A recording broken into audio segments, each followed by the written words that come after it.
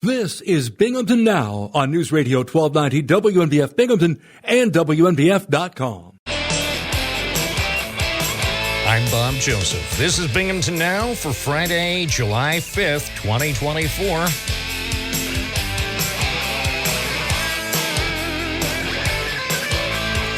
Call the program at 607-772-1290.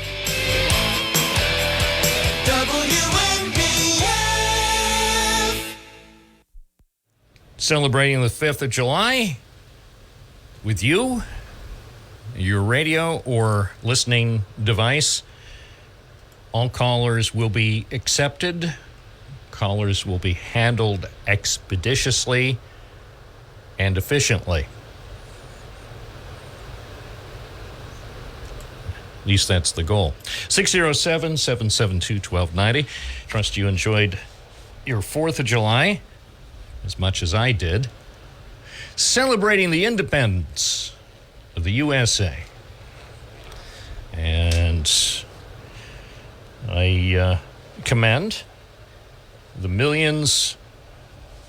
hundreds of millions of Americans who didn't succumb to the temptation to ignite illegal fireworks. So congratulations, and glad that you have all of your digits on this Friday morning. For those who ignored the advice of professionals, law enforcement and healthcare professionals, and may have lost digits, well,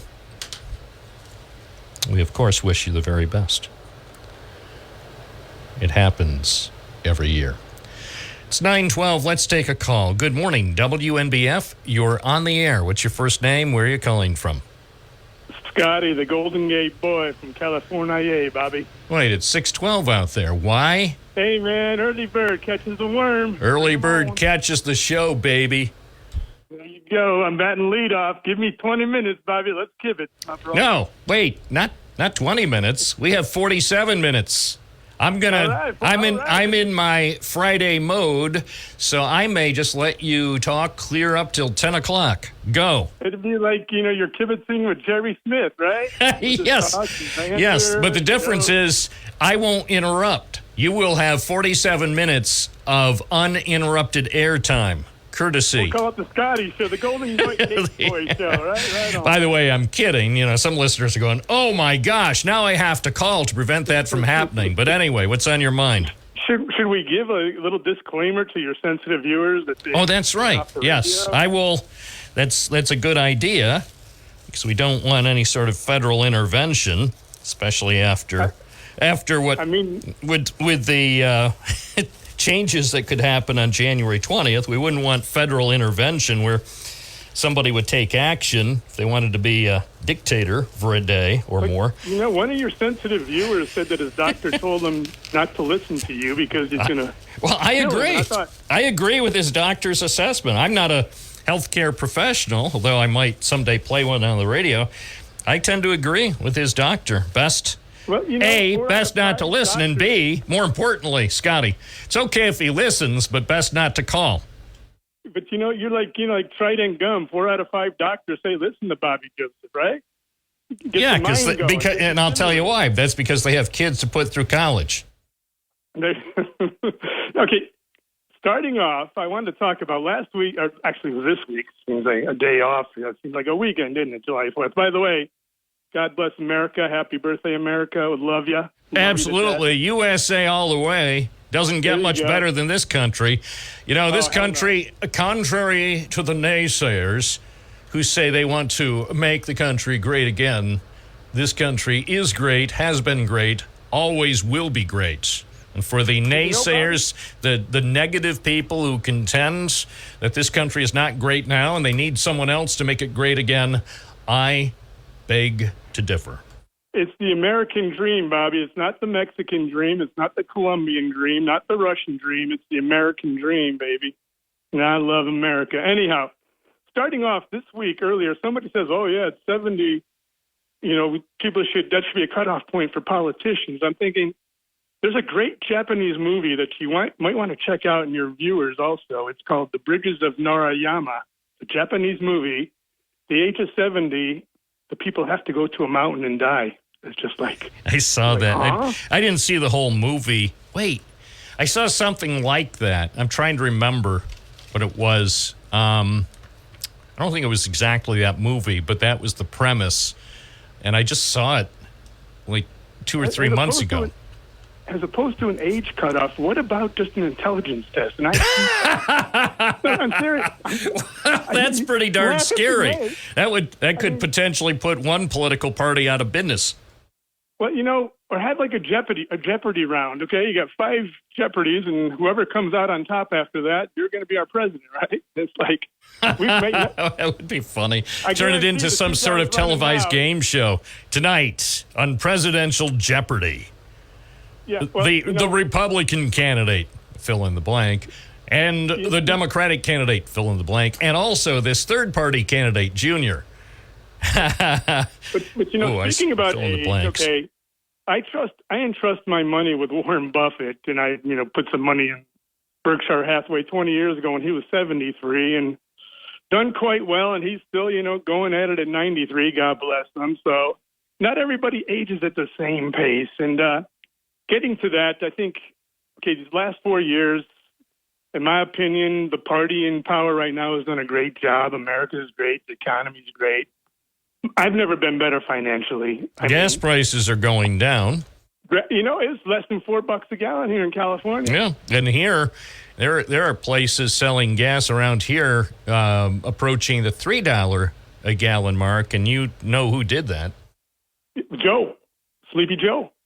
Anyhow, next, going on Kamala Harris, I don't get all the hate because we love her in California. She was elected here to the Attorney General twice and Senator, and I say, put her on the ticket. It's time for Joe maybe just to he's done good these last 4 years, but to pass the torch. Well, how about this? How about a ticket led by 2 high-profile Democratic attorneys general in the country, former California Attorney General Kamala Harris and current New York State Attorney General Tish James. So the Harris-James ticket, that would be a ticket. And that would be, hey, Scotty, that would be a Law and Order ticket.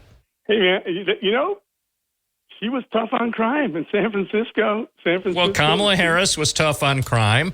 Tish James has been tough on crime. She even ran announcing that she was going to target one alleged criminal to begin with. So I'm saying that could energize the Democratic base if you had had Kamala Harris and Tish Let me James. ask you a question. Do you think if Kamala Harris was the heir apparent, do you think the former guy would debate her? Hell no. No. N-O. No. K-N-O-W. I know he wouldn't. No, there's no way he would. Because she wouldn't sit there slack-jawed when he's, throwing out lies. She would, grill him. Oh, my God, it would be She ugly. would grill him to a fare thee well. It would be ugly, Bobby. It was just like Kamala Harris, she's got to, sit in the background because she doesn't want to, upstage Joe Biden. That's why, everybody's like, in Fox News, the more they hate her, it goes to show you the more of a bona fide candidate she is. No, that's true. It's an indication. That's, I suppose, Fox News, Newsmax, and people of that persuasion, and not that there's anything wrong with that, but people of that persuasion, I think, do fear Kamala Harris, and she is, I think, the Democratic Party's secret weapon. And I say secret; she's hidden in plain sight. Let's put it this way: you don't put her on the ticket. You think the minority voters and women voters of color are going to say, "Oh yeah, let's support this white boy"? Hell no, man. Come on, man. You're just kidding yourself, Bobby. Yeah, you're going to lose a lot of that vote. We're in for an interesting Democrat convention. Okay, now here's what's going to happen. The over-under is July 10th. Either Biden, my friends and I were saying, well, it's like Vegas. Is he going to, just kind of acquiesce before July 10th or after July 10th? It's just a matter of time. He should announce it. He should announce his important decision tonight on live TV. By the way, this is, of course, the critical day where he has the attention not just of an excited nation, but an intrigued world because he's going to sit down with hard-hitting correspondent, ABC News correspondent George Stephanopoulos. Let's hope they're hard-hitting and not, softball questions. Well, I hope so. I mean, therein lies the rub. It could go either way. And if Stephanopoulos thinks he's doing a favor, and let's face it, I think Stephanopoulos, or at least the voice of God from ABC News at the start of the interview, ought to announce at the top of the hour, 8 o'clock this evening, the disclaimer that George Stephanopoulos has worked in a Democratic administration. So to get that out of the way right at the beginning, and also say, oh, by the way, ABC News is owned by Walt Disney Company. Get out all the disclaimers in case they think there's any sort of Mickey Mouse business, and then go for it, baby. Your sensitive viewers probably listening, but I heard one of your sensitive viewers earlier this week, his only critique of Kamala Harris was her laugh. Good Lord, come on, man. Oh, well, that was similar to the critique that so many people had of Hillary Clinton. And I will say, I've heard it in reference to other women politicians and sometimes just prominent women. It's a dismissive commentary about the way they laugh. And a lot of times I think it comes across as totally sexist. Exactly. Misogynistic, man. I'm using an SAT word there. How's that? Yeah, well, you should not do that. That's going to hurt our sensitive listeners. Don't do that on the keep your words simple. Please go with the 1 and 5 cent words. I'm going to digress here. Last time I called you, I said you got to watch Springsteen do Rosalita at the Hammersmith Odeon, and did you turn that in on YouTube? Still hasn't happened. Bobby, I got to say, Scotty, I'm a very busy person. Bobby, if you watch that, I'll meet you in Pittsburgh. You just get the BC Transit bus, and we'll go see the August 18th show. Yeah, I'll see if I can borrow one of the buses they're not using that day. It'll take some listeners down, too. I heard your email ping. I'm guessing I got some people riled up. Come on, people. California, they're upset, so I'm going to have to cut. Scotty, I'm going to have to cut you loose. You've upset too many viewers. Come on, Bobby, have a great weekend. And okay. We'll get Rolando's tomorrow at 10 o'clock to talk about everything. Okay, thanks. Scotty in Northern California. All right, for our more sensitive viewers, you can start looking at your radio again. It's 9:23 at WNBF with Bob Joseph. We'll take more calls. I certainly feel it's appropriate to take phone calls on the 5th of July as we continue to celebrate the magic of America. 92.1 FM, 1290 AM. It's streaming at WNBF.com. Bob Joseph, Binghamton Now. This program may not be suitable for some sensitive viewers. It's 9:25. It's suitable for all. Kids of all ages, from 0 to 119. If you're a kid at heart, you're going to enjoy this program. Let's take a look at the holiday weekend weather forecasts for those on holiday. Summer-like. The summer-like forecast. Here it is from the National Weather Service. Partly sunny today with a chance of showers and thunderstorms.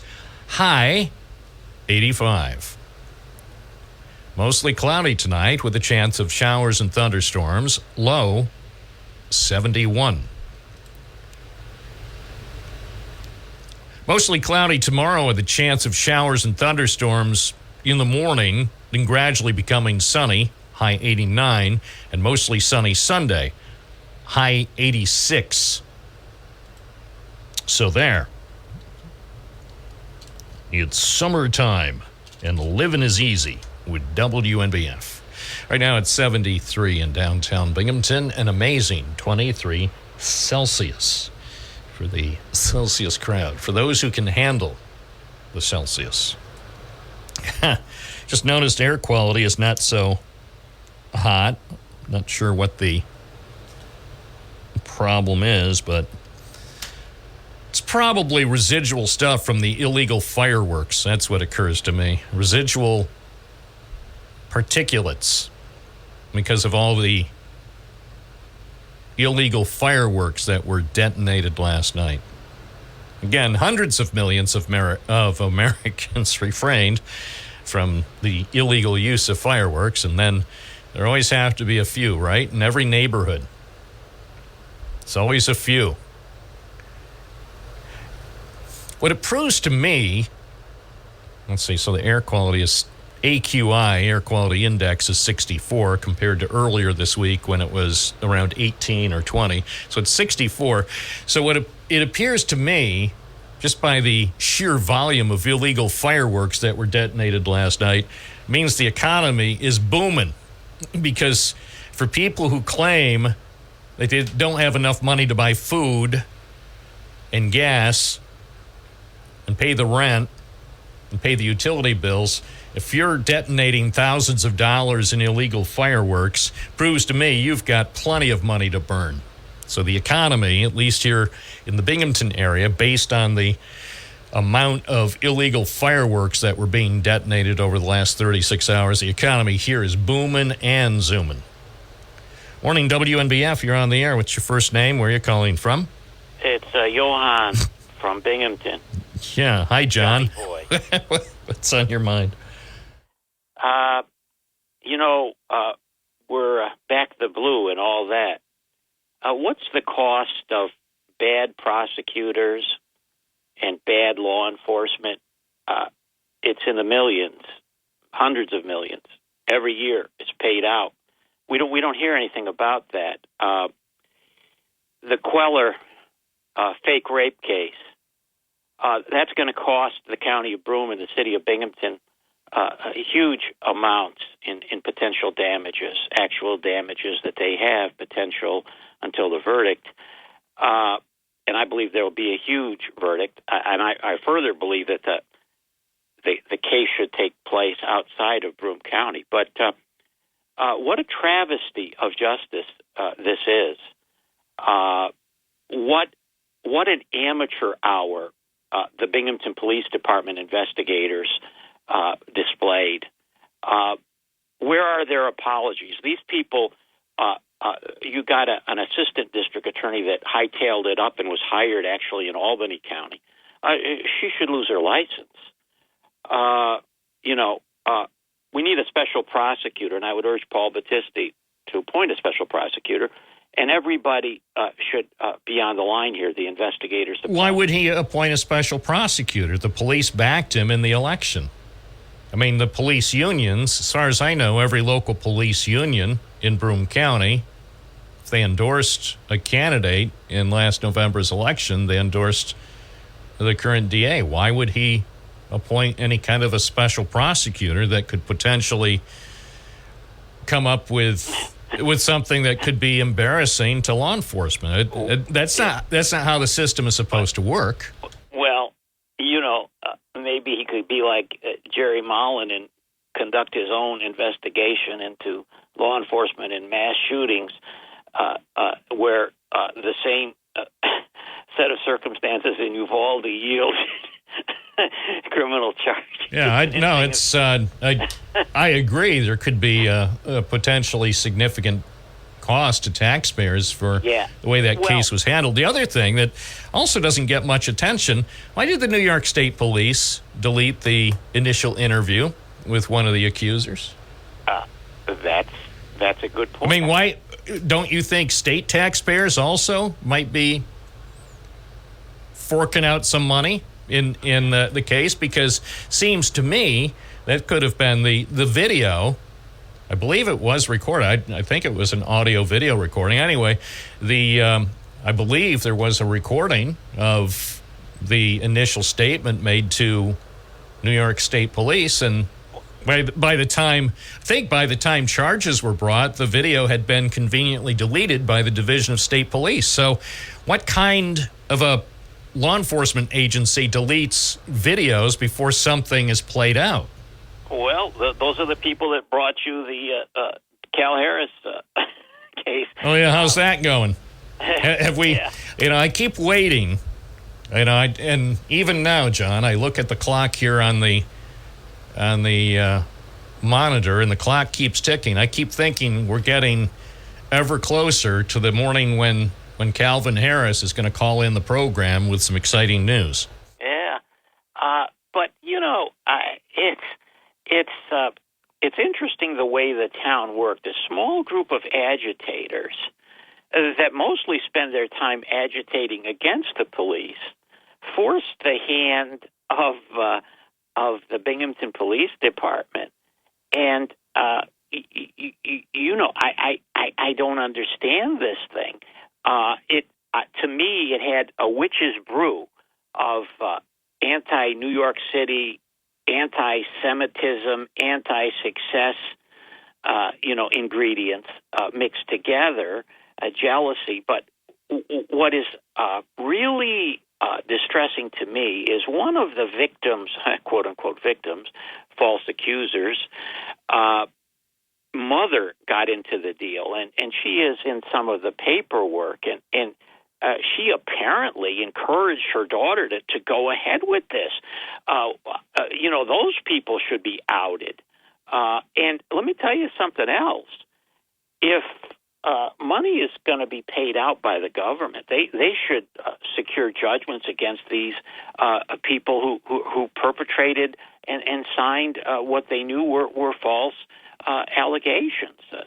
So this thing got out of hand. What do you think is likely to happen? I think in a case like this, because of, I'll use the phrase, due to the sensitivity of the issues involved here, I have a strong feeling that all of the relevant issues are never going to be totally aired publicly. I believe at some point, if those who were involved in this, who feel that their reputations were wrongly damaged because of false accusations, I get the sense that before it ever gets to the stage where there could be a trial and all aspects of what happened are aired for the public, because after all, it's the court of public opinion that really matters. I have a sense that ultimately there'll be a settlement, and one key aspect of the settlements will include not talking to anyone. You will get a certain amount of money. It's in cases like this, whether it involves governments or prosecutors, or in some cases private business or whatever. I call these cases basically, we'll pay you money to buy your silence. And I hope it doesn't come to that, because I think there are some important public policy issues that really ought to be explored. Well, I don't think it's going to come to that, because I think the damages that have been inflicted, the actual damages to these people's businesses up here, is so great. And occupationally, professionally, the one guy was a teacher. I just think that the numbers are too huge, not for the potential numbers, not for a jury verdict. But it's interesting in the Cal Harris civil case. Some of these investigators are being sued personally. So when you tell somebody to deliberately destroy evidence, that's about as bad as it gets for the criminal justice system. So I wouldn't be surprised if some of these people, the police officers, retire. That won't shield them from legal action. The city has both the city and the county are self-insured to a point. There's limited funding available, but I'll tell you what, if it was me, as young as those guys are, and with the $20 million is not out of the question. 20 to 40 million. The people involved were young. The businesses that ultimately were shuttered in the aftermath of the allegations were very successful businesses by all accounts. I don't know how this is going to play out. The one thing that fascinates me, John, is this is barely a blip in the local media, but I would think not only would you have the Press and Sun Bulletin, the dynamic newspaper operated by Gannett Corporation, that they would be all over this with special coverage. including a big package in this Sunday's edition. I'll be looking forward to that on page 1. And also, I mean, they might even, there's enough material there for a special 8-page section, with team coverage. So I'll be looking forward to that in my Sunday newspaper. And I would also thank the local TV stations and also even the networks. You would think, because 60 Minutes still has what is purportedly an investigative show, the other networks also have shows that I think this type of story would be fascinating. They've done stories for less. Oh, sure. And let us not forget, these two individuals, these brothers, have already spent a tremendous amount of money in defending themselves. Yeah, it's a complicated story, but I'm sure that the newspaper and along with 60 Minutes hope they put their best producers on the story. If it gets there, I don't know. Hey, maybe there's no story there. That would be up to whoever's running the shop at 60 Minutes now. It's 9:39 at News Radio WNBF. Bob Joseph, I'm here serving the community, even when other people take the whole holiday week off. I'm fascinated at the industry trend of talk show hosts and news anchors taking all of the Independence Day week off. I think that sets an example for the young people of America. It's no wonder tens of millions of Americans no longer want to work when they see that their favorite news anchors at 6:30 p.m. or their favorite talk show hosts take the whole week off.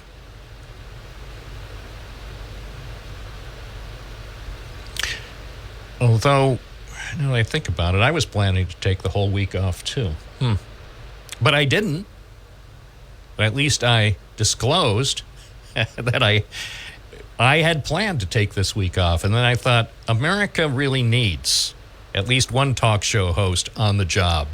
Can't have every talk show host and every regular news anchor off this week. It's 9:40.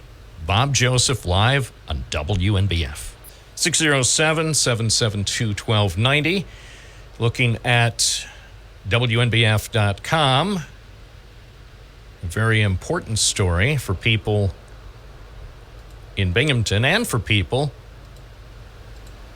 who are interested in public safety, as well as the nightlife. So the interesting story that we broke just hours before the holiday: troubled downtown Binghamton bar closed after shooting. You may remember there was a shooting incident at the Cave nightclub at Center Plaza, with the entrance on Henry Street and the mailing address at 53 Shenango Street. The popular Cave nightclub has been shuttered. Apparently, it's gone. It's gone. So if you enjoyed going to the Cave over the last few years, find some other place. June 2nd, it was early on a Sunday morning when a 28-year-old man was shot in the chest.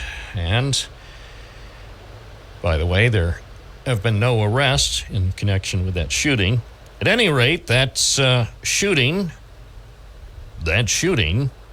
apparently spelled the end for the short but interesting life of the Cave at Center Plaza. So, let's see. The first time I went into the Cave was August 17th, 2017. So that was just about 7 years ago. No, I didn't go in. I never was in there when it was opened as a hot night spot. I went in there August 17th, 2017, when the remodeling was underway. And I thought, oh, this should be a nice place. They were, I think, billing it at the time as a dance club. And I thought, well, this is good because you know me, I love to dance. So they opened it up. I can't remember the official opening date, but I'm looking at the picture the renovations from when I was in there August 17th, 2017, and it looked like it was going to be a swinging hot spot. But apparently sometimes it got too hot to handle. And over the years, the cave wound up being assessed thousands, tens of thousands of dollars in fines, apparently. I don't know what the total is. It's the State Liquor Authority doesn't do anything to make these penalties crystal clear. It would be nice. They've scrubbed from the public website. State Liquor Authority has scrubbed the entire record of the actions that have been taken against the cave over the years. I mean, you can still, if you do some searching, you can still find individual instances where at least 3 occasions, and I think probably more, that civil penalties were assessed for various liquor law violations and nuisance and disturbances, and just I think one involved a security guard. I don't know. It's a real shame because the place had so much potential, in my humble opinion. As we've reported, the operators of the Cave nightclub were warned. They can't say they didn't know there were problems. I mean, obviously, if you're being fined thousands of dollars on a regular basis by the State Liquor Authority, you have some clue that there are problems with your place, because the State Liquor Authority doesn't issue thousands of dollars in civil penalties to everybody. So the city of Binghamton fired off an official notice to the operators of the cave, and I think the owners of the Center Plaza building itself. I believe they were advised that there are too many problems being reported. Basically, the assessment from City Hall was you're running a place where, the police are being called, there are disturbances, there are things going on that are not conducive to a vibrant downtown Binghamton. So they were given kind of a warning under the city's lockdown law. And apparently things kind of got better, sort of, for a while. But anyway, then we're told, I guess the first clue I had that the place really was closed for good was when I walked by there and saw the place was boarded up. I said, well, that's certainly never a good sign. When you see a place in downtown Binghamton, kind of like the old First National Bank building over at Court and Shenango, when you see places boarded up in downtown Binghamton, it's usually an indicator that things aren't going well. So I contacted the people in power, and a person in power on Wednesday confirmed, indeed, the State Liquor Authority had informed Binghamton Police that the owners of the fabulous Cave nightclub had turned in their liquor license. So there you go. There's an opportunity, by the way, folks, if you want to run your own nightclub, dance club, bar, or restaurant. There have been a series of restaurants over there. Maybe that's something for me to do. I'm not talking about instead of this program or instead of reporting. In addition, it'd be nice for me to also have a nice downtown Binghamton business on the side. We could call it the Bob. The Bob. And it would be open 24/7. And there'd be a sign out front that says no illegal or unethical behavior will be tolerated at the Bob. All are welcome as long as you behave. If you don't behave, you'll have to leave at the Bob.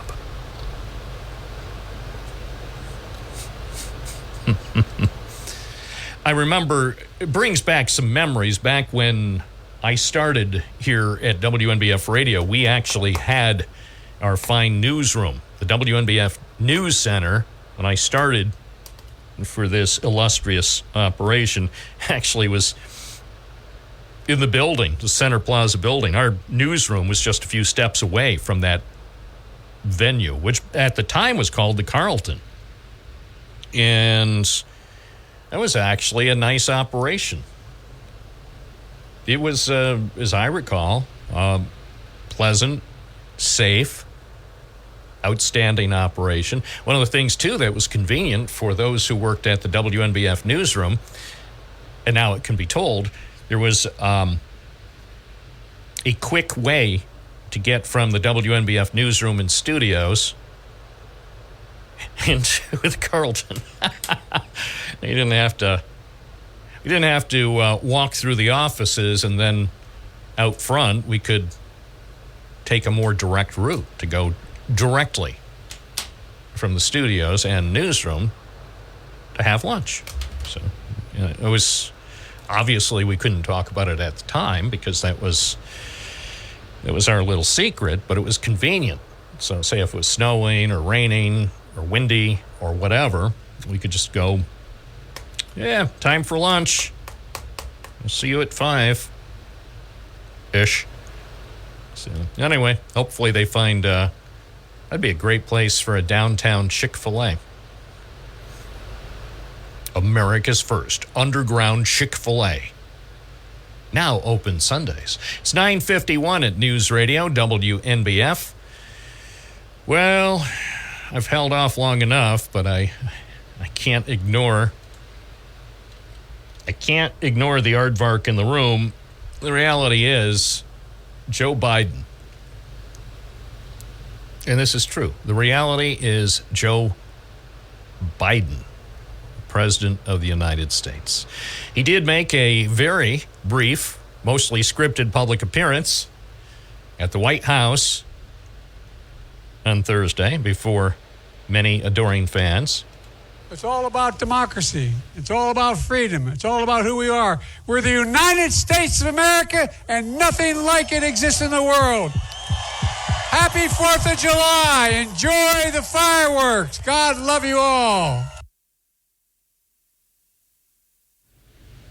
I believe that was on the being read from the teleprompter.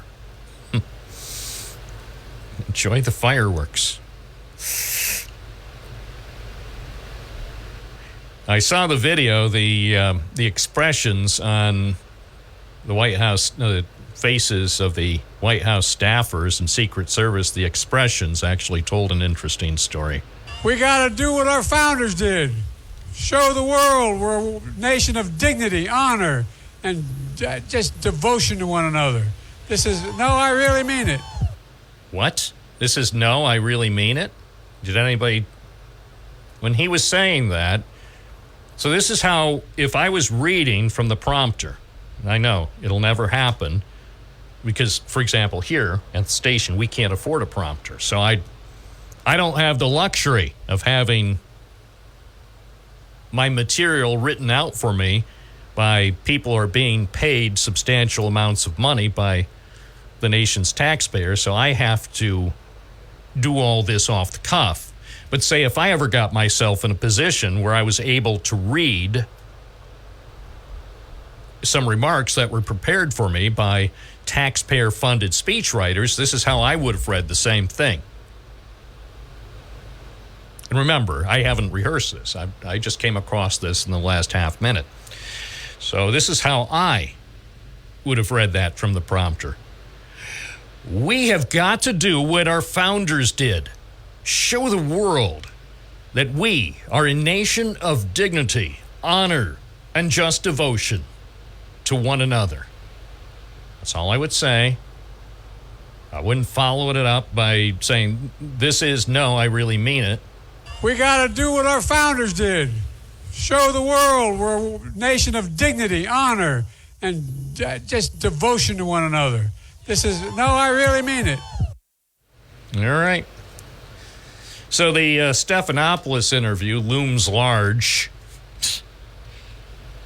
I'm going to talk about an exercise in futility, but I'm not prejudging. I certainly will be sitting there with my popcorn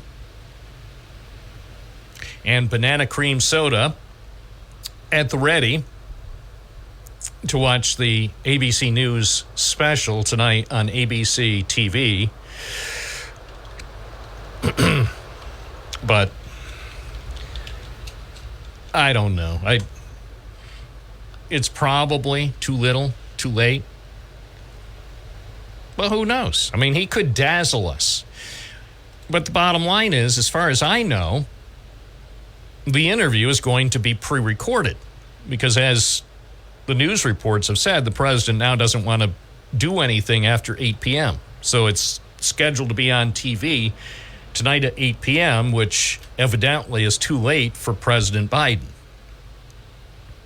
And I'm not sure that that's helping his case. For those who are continuing to support Mr. Biden staying on the ticket and continuing as president of this great nation for another 4.5 years, I'm not sure that announcing that you're not going to be doing events after 8 p.m.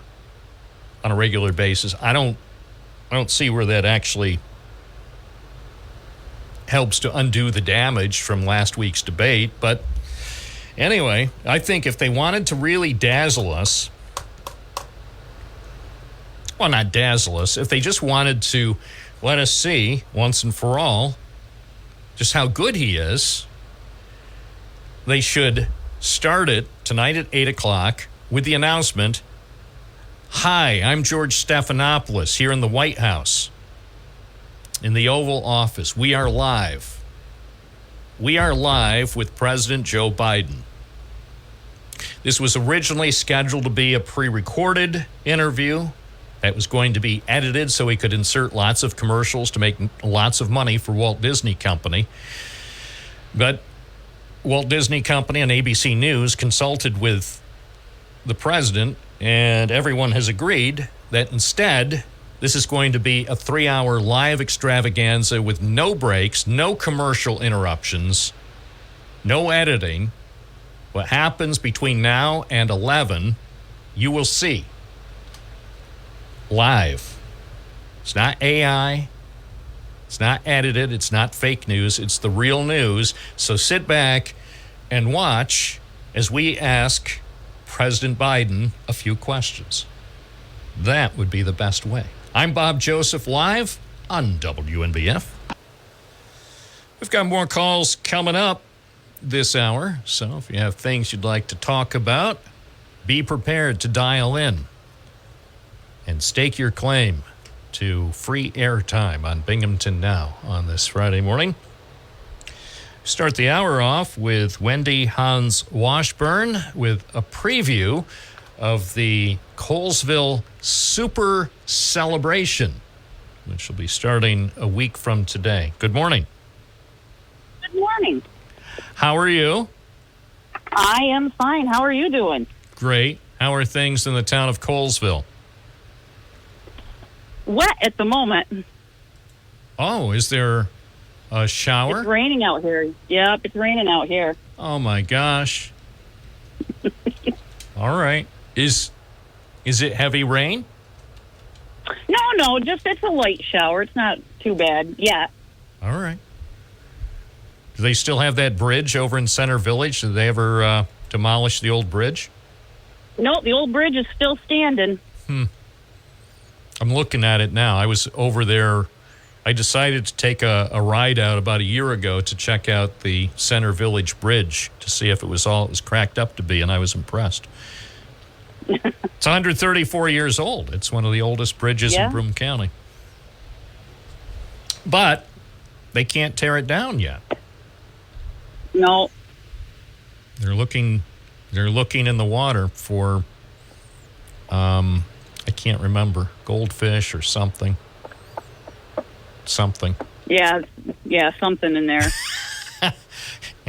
I don't know. It's a nice bridge though. I was hoping that in the last year somebody would have been able to come up with the money to turn it into a pedestrian and bike bridge. Yeah, that would be nice if somebody could do that. Well, It's a nice old bridge. All right. Well, I haven't given up hope. So, anyway, that's not why you're on. You're going to talk about the big, it's not a regular celebration. This is a super celebration for Colesville. Tell us a little bit about the upcoming event. Well, this is actually our 28th year of doing the Super Celebration, and it is July 12th and 13th. We have Friday night, we do a Friday free family night where we have hot dogs and refreshments, popcorn, snow cones, cotton candy. We're going to have free laser tag and mini basketball and a movie on the big screen. We'll have a family-friendly movie, and the best part about the whole thing is it's totally free to anybody that attends. You don't pay for anything that night. So tell me about the work you and other people in the town have been doing to get set for this year's Super Celebration. We have been working on getting some new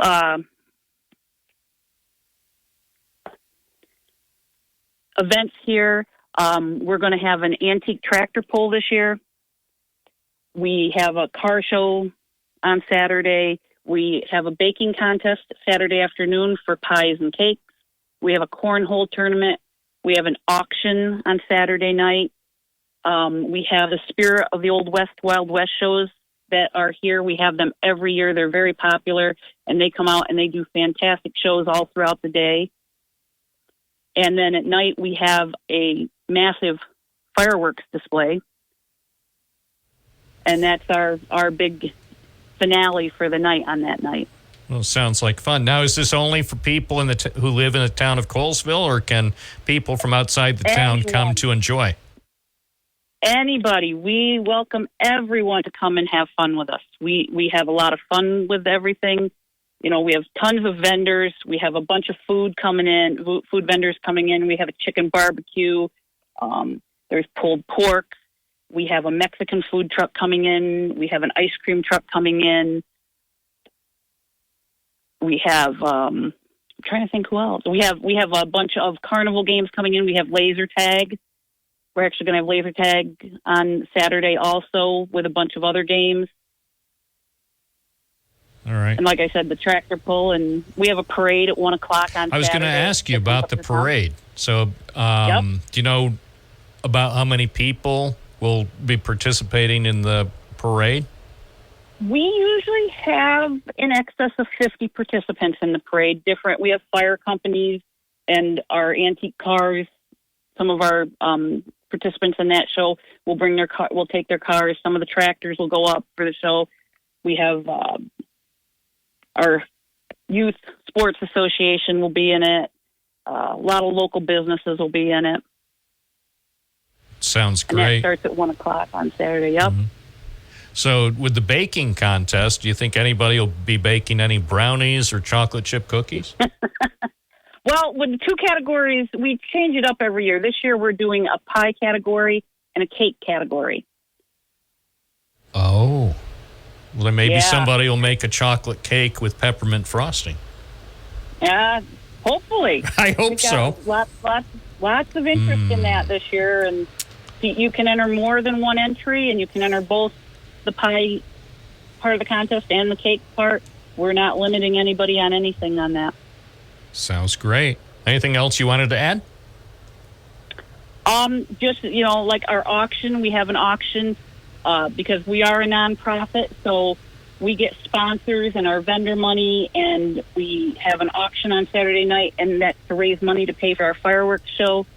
Our auction, we have gift certificates, we have items donated by local businesses, we have items donated by individuals. Our two biggest items this year are the Hart family donated 2 signed strips from Johnny Hart, signed by Johnny, that are framed along with the book DC Reinvents the Wheel that we'll have at our auction to auction off this year. Oh, that's interesting. Yeah. Because for people who don't know, Nineveh is in the town of Colesville, and after our friend Johnny Hart moved from Endicott, he moved to Nineveh. That's where his studio was for many years. Yep. So I'd say that's Johnny Hart was one of the town of Colesville's most prominent, best-known citizens, and his legacy continues as we look at the BC and Wizard of Id cartoons that are still in our newspaper every day. That's right. Yeah. Should be a source of pride for people in Nineveh and the town of Colesville. Oh, we are. They were always great people. We love them. Yeah, great family. Well, Wendy, Hans Washburn, thank you so much for giving us a preview of the Super Celebration, the Colesville Super Celebration that'll be coming up July 12th and 13th. Absolutely. Thank you for having me on. Okay. Hope you have a great weekend. You too, and we hope to see everybody next weekend. Thanks. It's 10:19 at News Radio WNBF. I'm Bob Joseph. Our number is 607-772-1290. I'm going to call this the Binghamton Now Super Celebration. We are celebrating a great summer in the Binghamton area. And if you want to be part of today's super celebration, you can call me 607-772-1290. You can talk about the holiday celebrations. Did you go to any of the big events around here, or did you just stay home? What did you do? You have any other big plans for this weekend? Give us a call. This is Binghamton Now, live and local on your Friday morning at WNBF 92.1 FM, 1290 AM, streaming at WNBF.com. Well, it won't be long now before we can watch that big interview with George Stephanopoulos, and I am looking forward to it. And we, of course, are hoping, we're all hoping for the very best, but it's TV, so who really knows? Who really knows what will happen? Interestingly, of course, so much has been made of that debate that happened last week. The maybe we have made too much. And when I say we, I mean me and everybody else in the category of talking heads. You know, maybe the focus on how things went last Thursday night, maybe it's overblown. Maybe not. I don't know. I guess time will tell. Good news, though, for those who didn't think it went well for one or both of the candidates. I mean, we've heard frequent assertions that one of the candidates was allegedly lying throughout much of the debate, and the other candidate answered all the questions, which is pretty good. The good news is there's another debate scheduled, and that will be in September. So, you know, maybe all the hand-wringing, the gnashing of teeth, and the pontificating that we've heard over the last week or so, maybe it's all for naught. It's just probably the media. Here we are, summertime. Yes, the living is easy, but the other thing about summertime, at least for the news media, is a lot of times there's not a whole lot to report during July and August.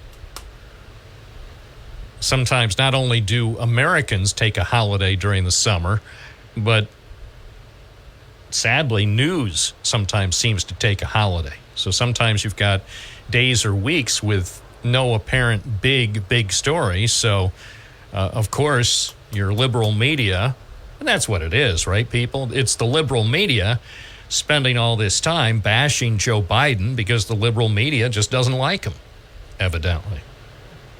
So that's why they're piling on. And not so much because of how he did last week, just because we're lacking some other big story. You know, if there's a big story, a big natural disaster or something else. I could throw out a bunch of possibilities, but I won't, because then if it happens, people will look at me as though I'm a psychic, and I'm not. But you know what I'm saying. The next, what the U.S. media right now are doing, they're in a holding pattern waiting for the next big thing. So even the liberal media, which of course doesn't really like Joe Biden to begin with, so maybe they've just focused on his debate performance from last Thursday because they need to fill airtime because there's no other content. So that's one way to look at it. It's 10:26. Let's take some calls. Hi, you're on the air. What's your first name? Where are you calling from? Bobby, this is a 2 for Friday. Golden Gate boy. Oh, okay. Yeah, for some reason, and maybe, could be we're having a problem with just the phone lines for in-state calls, but could be that the phone company, for their own purposes, maybe for their own amusement, maybe they're only letting calls in from Northern California today. Maybe. That could be the problem. Like I said, the early bird catches the worm, man. And also, of course, you do have a certain subset of viewers who are just disturbed and disgruntled, so they probably have opted out. But, all right, ordinarily I don't allow somebody from Northern California to call in twice, but until we get a gruntled viewer to call in from the tri-state area, I'll allow it. So what else do you have to say, Scotty? So you got to give me a 2 for Friday. Anyhow, do you remember during the debate, the debacle I call it, not the debate, but when the former guy said, 19 people said he didn't say that military guys are suckers and losers. Remember that? Hello? Oh, I'm listening intently. Hello? Are you there? Yeah, Bobby, can you hear me? Bobby, can you hear me? Bobby, can you hear me? Anyhow, but do you remember that? He's like, 19 guys. Like, who were these 19 people? I mean, couldn't Jake Tapper, I guess the rules were you couldn't, ask them follow-up questions like, okay, well, who were these 19 people? Right? It's that was a problem. I was going to point out Forbes, or at least somebody writing in Forbes, identified as some kind of a contributor to the Forbes website. So you take that with a grain of salt. Anybody with a keyboard can contribute to the Forbes website. But this person did a piece called How ABC News Could Fix CNN's Mockery of the First Presidential Debate, because a lot of people have brought this up. Even, dare I say, the former mayor of Binghamton has brought this up repeatedly, that there was no real effort to challenge any of the lies that were being told during last Thursday's debate. But, that was part of, Biden should do that. And if Kamala Harris is at that debate, look out, brother. Oh, yeah. Well, as a former prosecutor, let's put it this way. As a former prosecutor, I bet Kamala Harris has heard more than a few lies in her lifetime. So I bet as a prosecutor, albeit a very successful prosecutor based on many accounts, I'll bet that she is used to addressing people who prevaricate in public. And I bet she would take great pleasure at bursting the bubble of falsehoods that are being perpetrated. It would be too easy for her. And I get another question. One of your callers earlier this week brought up a good point. He was like, okay, let's say, the election wasn't certified by the House and the Senate. What was going to happen next? Was Trump going to call out the military? Was he going to just do a whole coup of our government? What was going to happen? Yeah. Well, the question, what ought to happen, I mean, obviously I've spent a disproportionate amount of time fixated on the Stephanopoulos interview that they claim will air tonight at 8 p.m.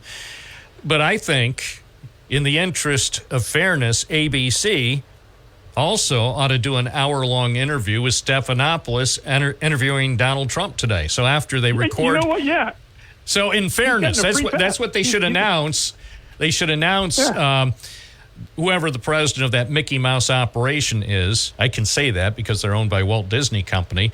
Whoever's president of ABC News now, if she would just announce here at 10:30, she could call in and say, Bob, we heard you, and we agree that in the interest of fairness, we ought to offer 1 hour of airtime so Donald Trump can be interviewed by George Stephanopoulos. So we'll record the one interview with Joe Biden and play that at 8 o'clock. And then at 9 o'clock, we'll play back the interview that Stephanopoulos does with Donald Trump. I think that would be fair. Very valid. Now, I got a question for you, Bob. Every time that Molinaro comes on your show, it's just a soliloquy, man. You got to give him, okay, you got 30 seconds to answer the question. Next question. Yeah. Well, come on, Bob. Seriously, you can't be a fluff. Come on, I don't know.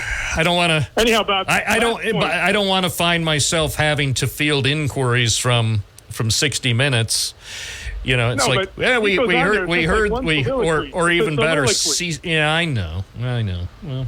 Last thing here, Bob, is I went to Costco and that mayonnaise is on sale. Big 64-ounce jug for $7, man. But you live west of the Rockies, so you can't get Hellman's real mayonnaise. No, it's best news, but if you want to send, I'll tell you what, we'll get a big rig, we'll load it up with mayonnaise, we'll bring it back to Binghamton.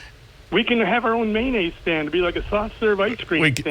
We could have a big mayonnaise sale at the arena like they did years ago. They had a big shrimp sale. We could sell cheap real mayonnaise, and people would be looking at the label and saying, "What is this Best Foods mayonnaise? I don't get it." Now, one of your sensitive viewers, who's always complaining about waffles and mayonnaise prices. Have you ever had chicken and waffles for breakfast? No. Fried chicken? No, I want to. What I want to do is go to a Waffle House. See, that's what secretly, and I can't talk about it on the air because there's such a, we joke about Chick-fil-A and how everybody in Broome County purportedly wants a Chick-fil-A to open up here in downtown Binghamton. And I don't know if that's overblown by the liberal media or not. I personally, based on conversations I have had with some people around here, personally think what this area needs more than a Chick-fil-A is a Waffle House. If Binghamton can get a Waffle House, for one thing, Waffle House, as you know, is open all the time, 24/7. They don't close on Sundays. So if you're hungry on a Sunday, you're not stuck there at the restaurant pressing your hungry nose at the window saying, "I can't wait till Monday. I'm hungry now." Have you ever heard of In-N-Out? Yes, I have. That's another thing we need. I want an In-N-Out burger right here. We have an appropriate spot right across from the station here on Court Street at the southeast corner at Court and State. And I want them to put the first In-N-Out burger in the Northeast right there, and I'll cut the ribbon. In-N-Out is also another religious company. They're actually in the packaging. They'll have John 3:16, and they'll have other religious... But why are they open on Sundays then? Bingo. Thank you. They're serving the people, man. That's because what I think, and again, hey, as I say to anybody who runs a business, whether it's a teeny tiny business or a big successful chicken sandwich empire, you decide, you do you. So if you want to be open 1 hour a week, or if you want to be open like Waffle House is 168 hours a week, whatever you do, hey, good for you. But yeah, your point about the In-N-Out Burger Company, they're open on Sundays, and yes, I also, don't they have like little the biblical quotes on some of their drinking cups? The French and everything, and their cup and their French fry, wrapper. You know what? I'll send you one, Bobby, because I don't want to send you a link, because I know how that'd go. Yeah, no links here. The thing is, I live like about 5 miles from a Chick-fil-A. I've been there once in my life. It's terrible, man. It's ridiculous. Yeah, well, one of the things that people say makes a big difference about the Chick-fil-A isn't necessarily the sandwiches. It's just the service, the reputation, because they have a reputation that their people are well-trained and, dare I say, even well-behaved. Yeah, I guess, but it's like, wait, this is all the hype, man? Well, I get it. That's what I've said here. We, and when I say we, I mean me, we've spent probably the better part of the last decade fixated on Chick-fil-A coming to Broome County, and with the sad realization, once they open up the first one, people are going to have their first chicken sandwich and then call me minutes later and say, "Bob, you built this up, for the last several years, we finally, after being in line for waiting in a line at Harry L. Drive for the last 4.5 hours, we finally got our chicken sandwich and a small Coke. You know what? The chicken sandwich doesn't taste any different than the 10 other fast food chicken sandwiches in town. It's all like meh. Yeah, Okay. I mean, it's not bad, but I'm inclined to think it's, I mean, everybody has a favorite. Some people like, what do they call them over at McDonald's? Filet-O fish. I mean, and there's no shame in that. There are a lot of people like filet-O fish on Tuesdays. There's no shame in that. The grand scheme of things, I'm all for giving fast food workers higher wages and, charging more, because people shouldn't be eating fast food except as In-N-Out to begin with, right? Right. It's like, and I say a minimum wage for fast food workers, if the minimum wage in California for fast food employees can be $20 an hour, then in New York State, Kathy Hochul ought to propose $30 an hour. The Empire State could lead the way. Of course, then people would go to McDonald's and have to pay $37 for a filet-O fish. But have you ever worked at a fast food place? No. I worked at Burger King for like a month back in '76. Must be so. And it was like it's difficult. It was hard work, man. It is. It was like, dude, you get off of high school and I had to go there and work till 11 o'clock at night, and come back the next morning on a Saturday. It's like, they deserve every penny. Absolutely. No, I have observed the people who work in different capacities at fast food restaurants, all restaurants, but fast food restaurants especially. And I got to say, I see the conditions they work in. I also observe how sometimes they're treated by the hungry public, and it's a tough job. Thank you very much for the call. Let's see if the phone company will let in any calls from the tri-state area. Maybe the phone company is shutting down regional calls. Hi, you're on the air. Where are you calling from? Hi, this is Bonnie from Binghamton. Oh, okay. All right. They're letting through an occasional local call. Good morning, Bonnie. Good morning, Bob. Bob, I think I turned on the station and I heard you talk about the debate last week. And what I heard you say was there was an alleged liar as part of the debate. So that was interesting to me, because I think everybody that's doing fact-checking on what our former president said found that there was up to 50 lies that he was spewing every time he was asked a question. If he answered the question, but when he did, it was full of lies. But there's one that I really want to talk about this morning. Trump repeated a long-standing false claim that has been spread by the Republicans for a lot of years, that the Democrats support the right to abortion after birth. So, really? I mean, how do we abort a baby after birth? Well, I was shocked to hear that, by the way. And I was also, even though I could tell right at the outset that Jake Tapper and Dana Bash were disinclined to do any serious fact-checking during the debate, I'm surprised that both of them let that go. In fact, I'll say even more than the moderators not shutting it down.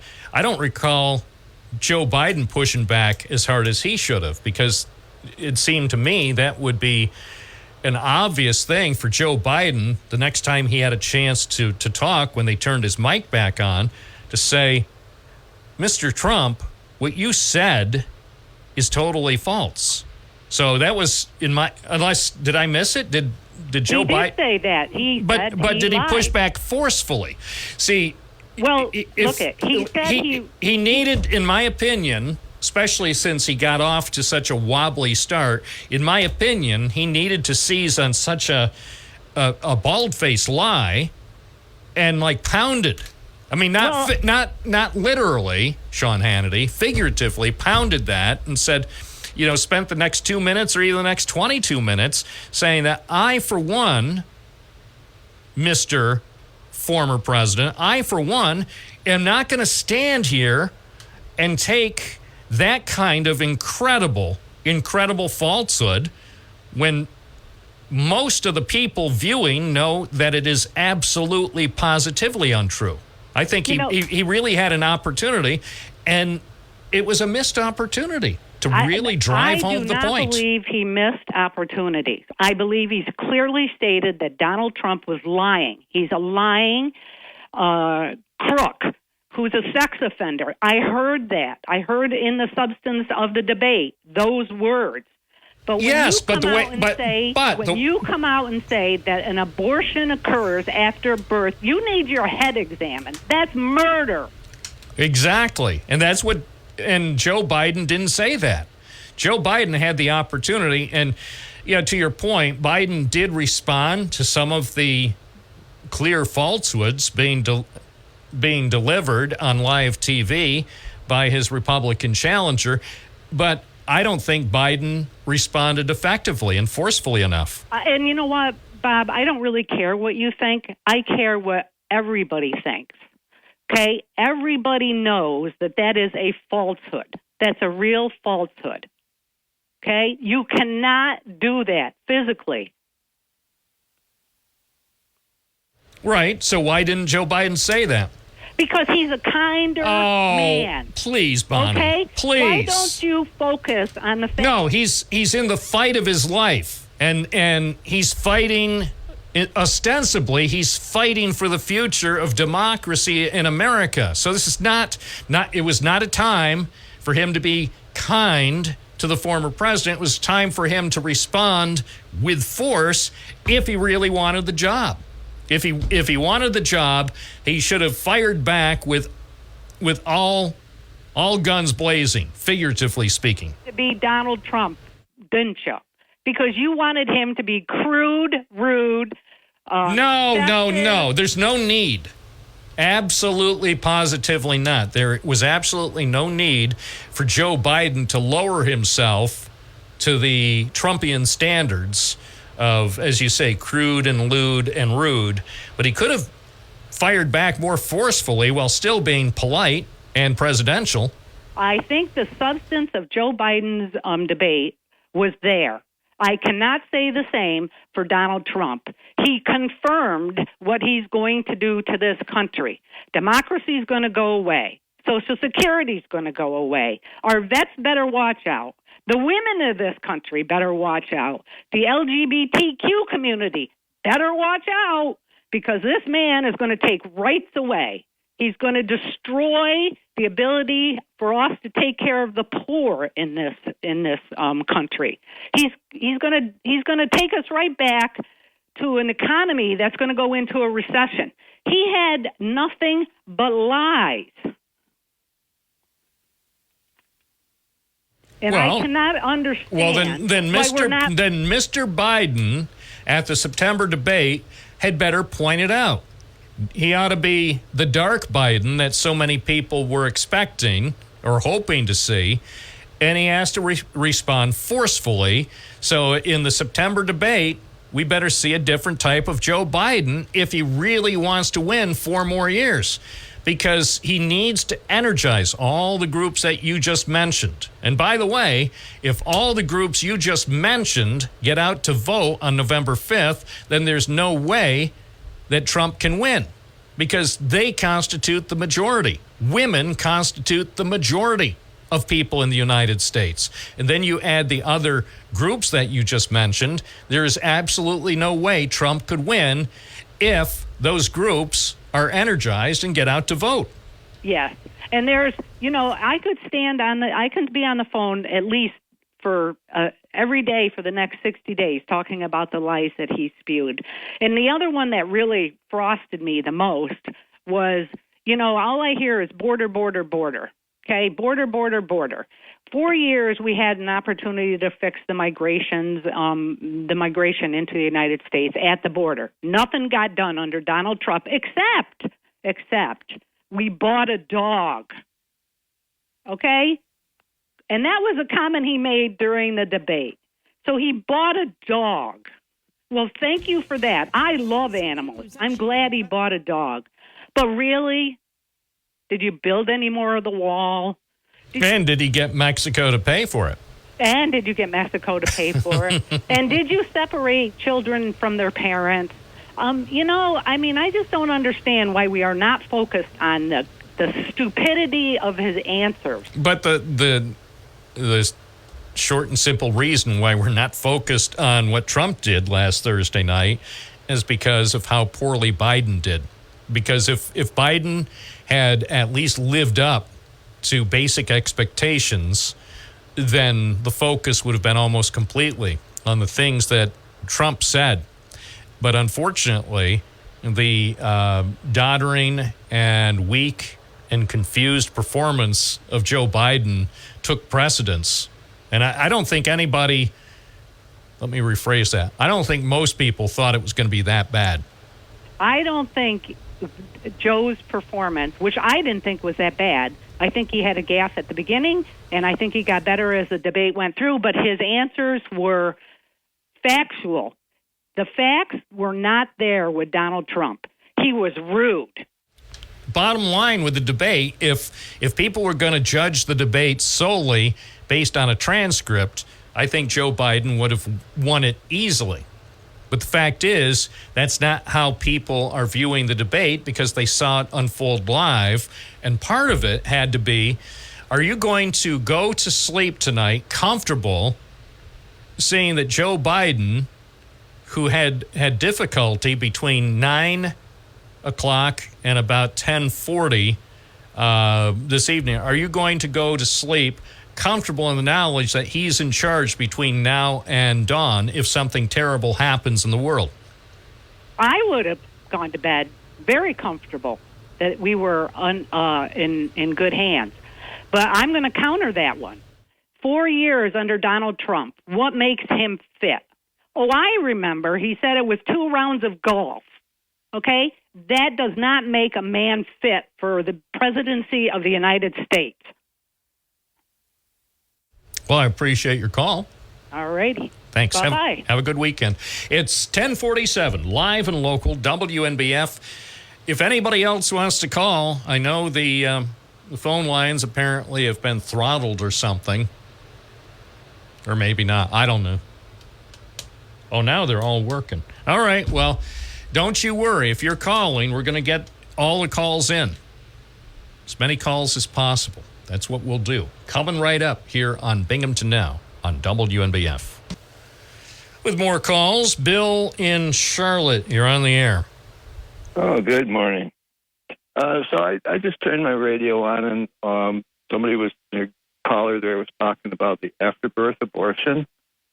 Well, there's back in the early 2000s, the Supreme Court, I guess, or Congress or somebody, they approved a partial birth abortion. Okay, and I think that was later blocked or rescinded or whatever, but it's not actually an afterbirth, it's a partial birth, and that does exist. Yeah, but I think what Donald Trump was referencing, or the way he described it during the debate, I think was, shall we say, erroneous. Yeah, that could be. I mean, well, not it could be. I mean, I don't have the transcript here, but my recollection was the way he was describing it was totally bogus. Well, I didn't listen to the debates. Okay, well, you were fortunate.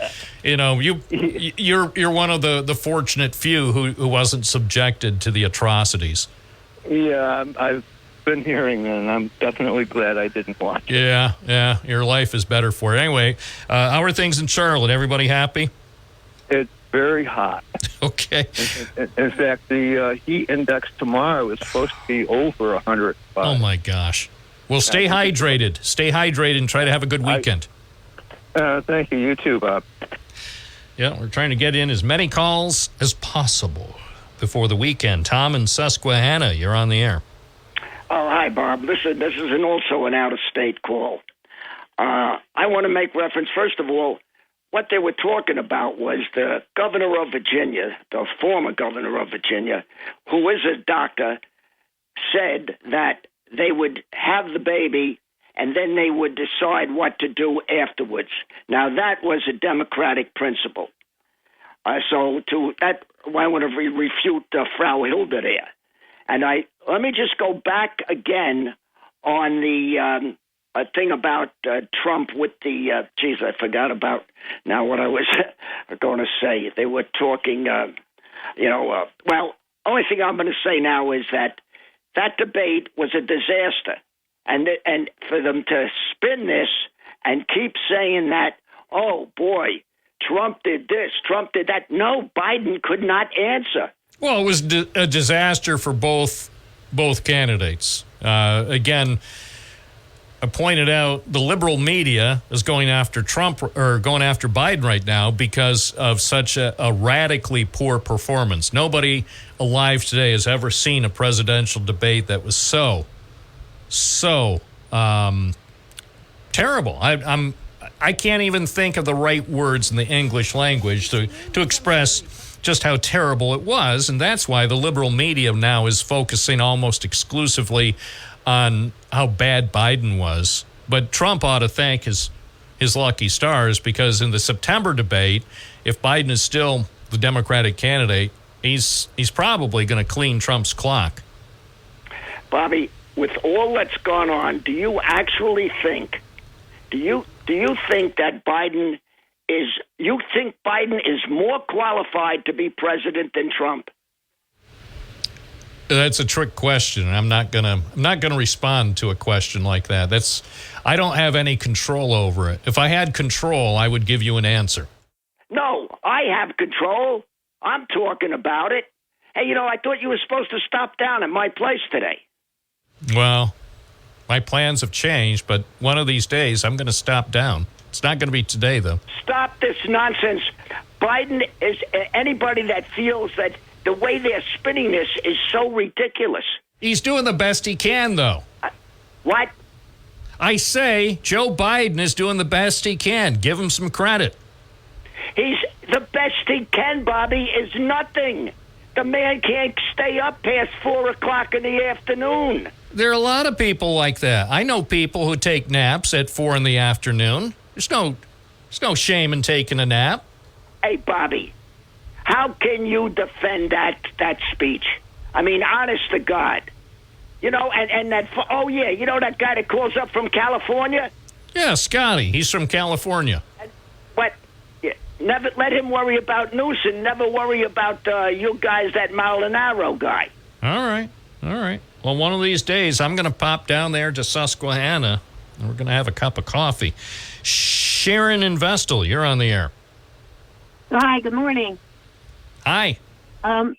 Just wanted to say I might be kind of naive about this, but when I grew up, we knew what the Republican Party stood for and what the Democratic Party stood for, and the different philosophies. That was two different ways of looking at how the government should be. Now we're more focused on personalities. It's almost like a TV Jerry Springer show or something. It's exactly like that. Thank you. It's like a bad combination of Jerry Springer, Maury Povich, Geraldo, Oprah. Think of all the Dr. Bill. Think of all Judge Janine. Think of all the bad TV shows you've seen over the years, and it's sort of like a composite of every bad TV show we've watched over the last 40 years. And the whole thing has devolved to that point, and yet I base my vote on the philosophy that I personally believe in. And, it is very disappointing when the candidate that's up in that person, that, whether it be Republican or Democrat, whatever they're representing is inadequate, to say the least. But you still are voting for your belief in that system. See what I'm trying to say? Oh, I understand. But to your point, it's difficult for people to support someone. Let's put it this way. Let's put it in terms that most listeners could understand. Say, I won't name the name of the store, but there's a store in Johnson City. It's a pretty big store, and it's pretty popular. And people go there to buy food and subs and things like that. Would you want either of these guys running that store? Oh, I don't even know anymore. See what I mean? It's so hard to I know the guy who runs that store. And again, This is not an endorsement of that store, but I will endorse this guy, even though he doesn't want the job. I'd rather have that guy who's running that supermarket in Johnson City. I'd rather have him in the Oval Office for the next 4 years than either one of these guys. You know, and I'm not making a mockery of the process. It's just the way it is. Appreciate your call. Thanks, Sharon. But yeah, I could come up with at least 10 other people in Broome County who I'd rather have be president than the two apparent candidates. More coming up right here on WNBF. To the program, Miranda Klisch. Good morning. Good morning. Well, if you're here at the studio, that can only mean one thing. St. John's Ukrainian Day is coming up. Yes, the 95th annual Ukrainian Day Festival is just around the corner, and you want to get the word out. July 13th, from 11 a.m. to 7 p.m. And is it going to be much different than last year? We are going to have all the wonderful ethnic food, baked goods, Ukrainian beer, the dancers, the choir, church tours. We're going to have a basket raffle and a silent auction. The silent auction, the proceeds will go help the our Ukrainian Humanitarian Fund. I see on the poster, people are encouraged to wear blue and yellow to stand with Ukraine. Yes. We've been very blessed. The community has been wonderful to us, supporting all of our sales, Ukrainian Day. So we've been very blessed, and we appreciate. Tell me a little bit about the preparation that goes into this annual festival. I know a lot of people need to do a lot of work to make it possible. Definitely. Actually, after the end of each festival, the group of the chairs will sit together. What went good? Was there an issue? Do we have to do something better? We've now added more food stations to make it quicker for people to go through the line. Just trying to make it the best experience for all of our supporters. As far as, and you touched on some of the food, that's what I love, and it's one of those things. Yes. Like, where do I even start? You know, so I'll usually, give me the thing. I can't remember what it's called that has a little bit of everything. Basically, platter? Yeah, the platter. Yes. And because I can't pick out just one or two things. It's like, yeah, that works. It's hard. And then you go for the hard. baked goods. You always save room for dessert. After our Easter bake sale, we really start gearing up and getting the food prep done and ready to go. So it's basically a year-round. Tell me about that food prep, because I've heard about it and I know people who are involved. I mean, that's a lot of effort. It's quite an operation. You should come down sometime. I'll let you know for next year when they're doing a padahi session, and it just is amazing. The people that come out and help, but the whole kitchen is full. Rolling dough, getting dough out, pinching dough, boiling the pierogi, getting them ready for the freezer. It's amazing. It's how is it? How are things going to encourage the next generation of people? Because I know so much. I mean, for many churches and organizations, a lot of the work has been done for so many years by people who are now older, and they still may be involved. But my concern is keeping these traditions alive. Are you able to recruit some younger people so they learn how all this is done, so in the coming years and decades that this can continue? A lot of the families, they bring their kids. Sometimes their little kids are there. We have the church has sponsored families from Ukraine, and they all come down and help. It's just a nice atmosphere.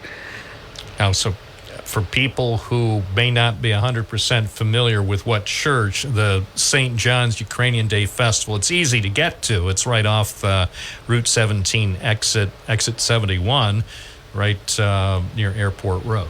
Yes, the church with the gold dome and mosaic. Yeah, and that's on July 13th, a week from tomorrow, from 11 to 7. Mm-hmm. Sounds good. Yes, be a great time. All right. Make sure you save some food for me. Well, you said you're going to be out of town? Well, I might be. If I'm going to try to make it. Okay. I can't guarantee. Okay. But set aside a little. Let me know, and I will take care of you. Yeah, I'll send you an urgent message. Okay. Now, I'll make sure. What I've learned is from experience over the last couple of years, sometimes timing's everything. So if you get there, see, it starts at 11. Mm-hmm. So a lot of times, see, I'm hungry by 11. So if I get there, it'll be like, oh, I'm going to be clever and get there at 10:50. So, I can be among the first right. Just get in first line, get your tickets, get your food, and So yes. Anyway, it'll be coming up again on Saturday, July 13th. 11 a.m. to 7 p.m. I see there's also, can people get more information on the website? Yes. All right. Yep. So www.stjohnuoc.com. Yes. All right. Miranda Klisch, thank you so much. Can't guarantee it, but I hope to be there. Okay, and thank you for having me on. Yeah, I hope you have a good weekend. Yep, you too. It's 11:16. This is News Radio, WNBF and WNBF.com. Hey, it's time to test out those phone lines, see if the phone company can handle the call volume, 607-772-1290. Give it a shot. Maybe you'll get through. You never know with modern technology. Let's go to Vestal. Steve, you're on the air. Yeah, how you doing today, Bob? Great. I have a question, totally not related to politics. I need to know, maybe you have a contact or you know people. That barrier for 6 miles going west on 17 toward Corning, that cement barrier where the 2 lanes are converted into, both sides of the highway are converted into that one section because they're doing work. Those cement barriers are too low. I was wondering if anybody else had any complaints. At night, it's crazy driving. The headlights are in. Oh, with the headlights shining right directly in your face? Yeah.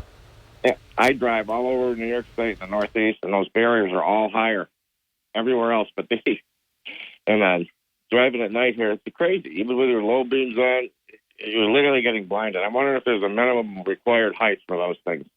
It's a stupid question, but it's not. It's a good question. I've traveled through there at night since they set it up in April, and I've experienced the same thing and sort of wondered about it, but not to the point where I thought, I should call the DOT to ask them to fix it, because I know they won't. I mean, the DOT, here's the thing about the 6 mile stretch there from just a little bit east of Owego into Broome County there, 6 miles, while they're redoing the east or the westbound lanes of 17.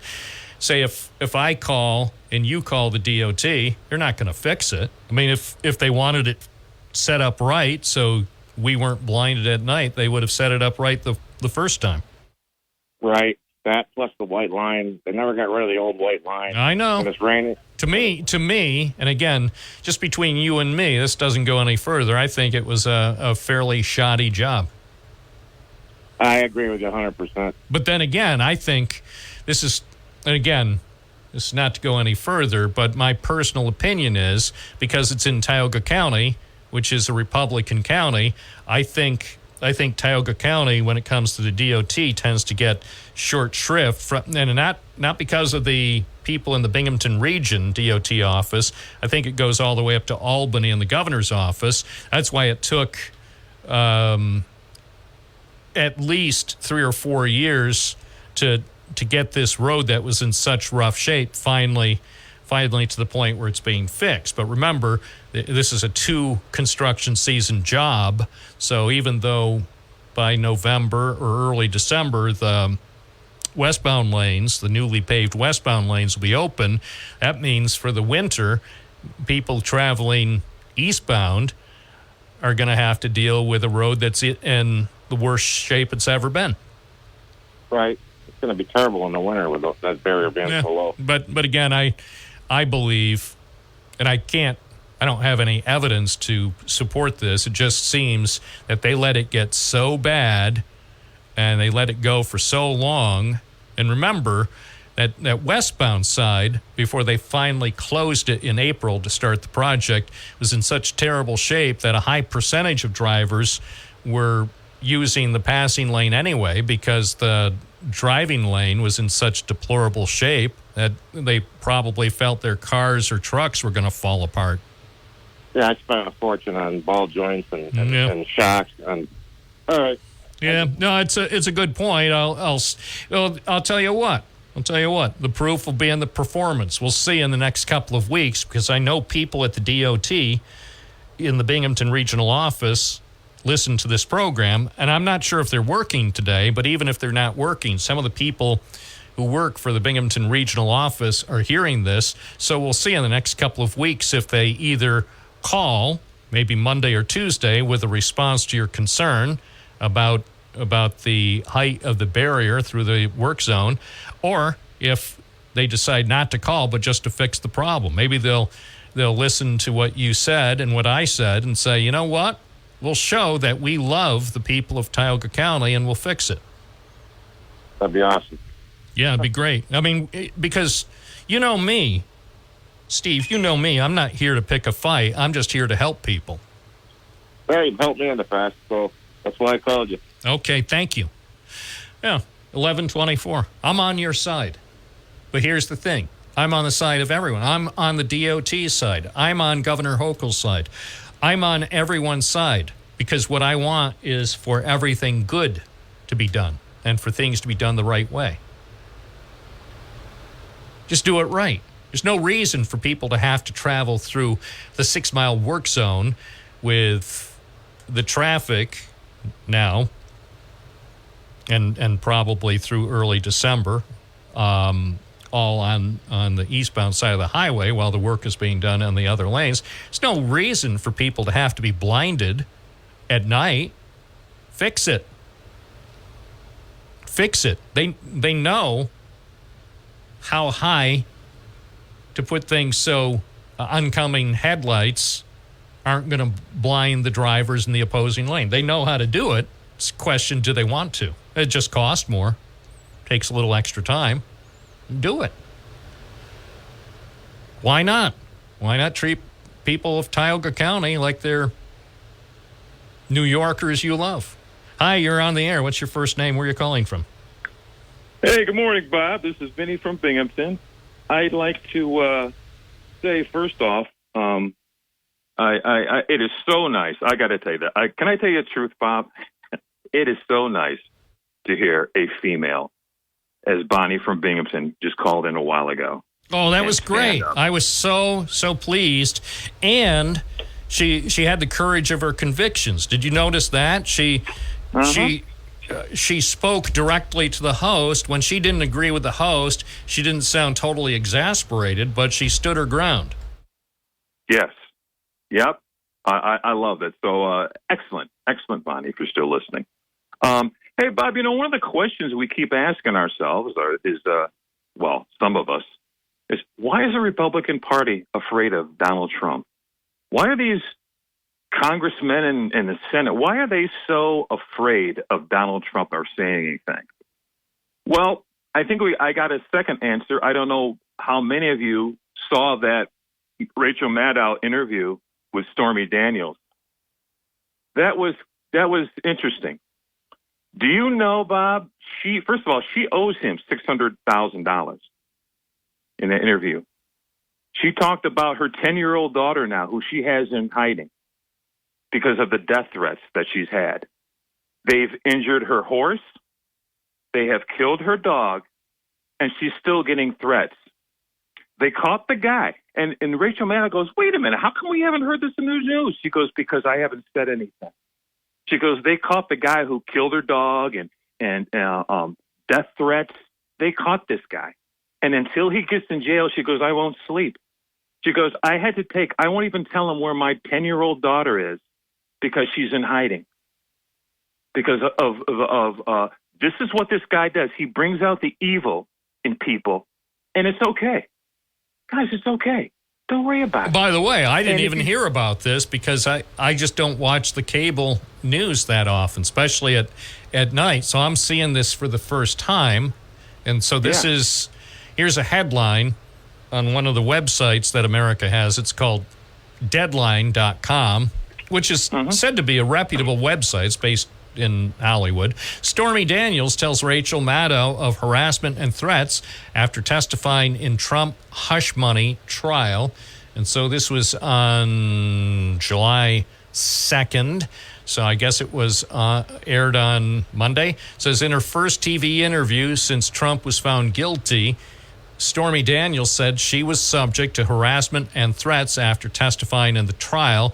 She told Rachel Maddow that when Trump was found guilty, quote, for that brief moment, it was worth me testifying because at first I wasn't going to. I had to shut down my life. I was basically, my choice, sequestered. But then, she said, as friends were celebrating and sending her text when the verdict came down and that it was over for her, it was just actually getting started. And she said for every person that was excited and thrilled and congratulating her, there was somebody else who was very upset. Oh, I didn't realize this was going on. How could this happen in America, Vinny?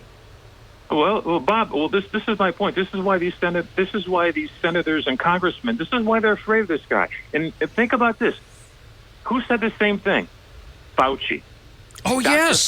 Dr. Fauci had reported that he and his family had repeatedly been threatened. You're right. So I see a pattern. Yeah. I've been back here. I was back there with AIDS, with Reagan. I never went through this stuff. I went through Bush.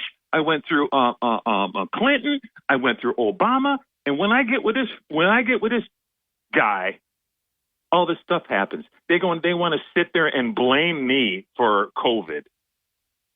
Blame me for COVID. And it's like, give me a break. This is why they are, because they're afraid, Bob. They're afraid their lives and their families are going to be threatened. This is why Molinaro and all these guys, this is why they don't want to say anything about him, because their lives will be threatened. So think about that. Their lives will be threatened. This is absolutely insane. Well, it's shameful. That is shameful. In this country, there is no room for threats in the political arena. It's just crazy. And to sit there and I want to say one more thing.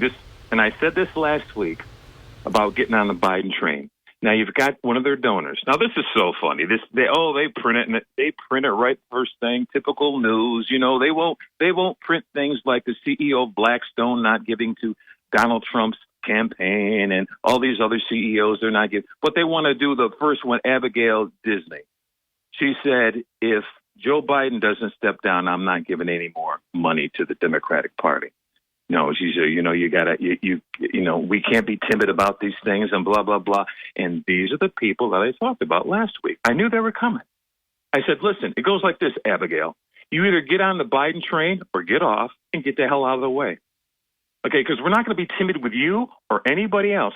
Because as a Democrat, if I can see those Trumpers back this rapist the way they do, you think I'm going to leave Joe Biden for one debate?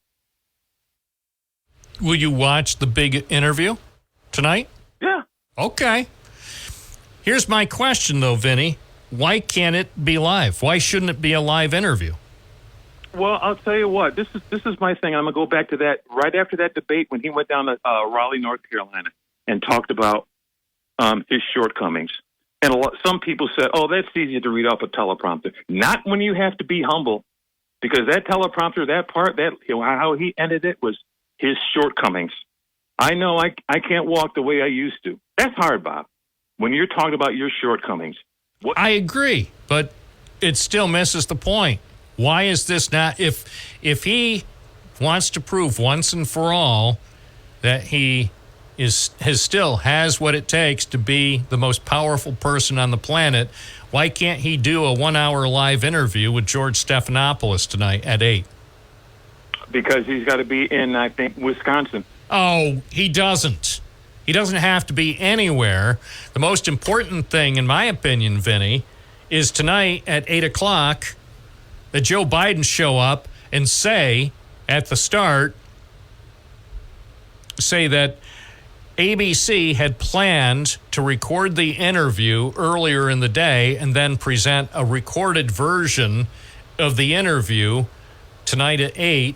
But Joe Biden, decided that I will do it live. I'll do it uninterrupted, and I'm going to answer all the questions that are posed by George Stephanopoulos between now and 9 o'clock, and it's not going to be edited. We're not going to have technical difficulties. Everybody sit back and watch as I take all the toughest questions from a former Democratic operative who used to work in the Clinton White House. Do that, and he's guaranteed. He's guaranteed to have the party's nomination at the big convention in Chicago. Bob, it's not one interview. It's how he does on his campaign trail. Yes. Ultimately, yes. Even if he aced a live interview, he still, between now and November 5th, would still have to prove his competence and that he's with it. You're right. Even if he gives the best interview performance in the history of television, yes, he still would have to continue every day to prove he's up to the task. But that would shut down the nattering nabobs of negativism right away, unless they're part of the Republican Party, and nothing's going to stop them from criticizing him. No matter what he does or what he says, he's in for nonstop criticism between now and November 5th. That's a given. But if he wants to unite the Democratic Party, insist. Even if George Stephanopoulos says, hey, if I call up the president of ABC News, she's not going to let me do it live. Then the president of the United States can say, well, darn it all, George, then I'm not going to sit for this interview. I'll do it live on whatever network will give me an hour at 8 o'clock. If ABC won't do it, then NBC or CBS or Newsmax or Fox will give him 1 hour to do it live.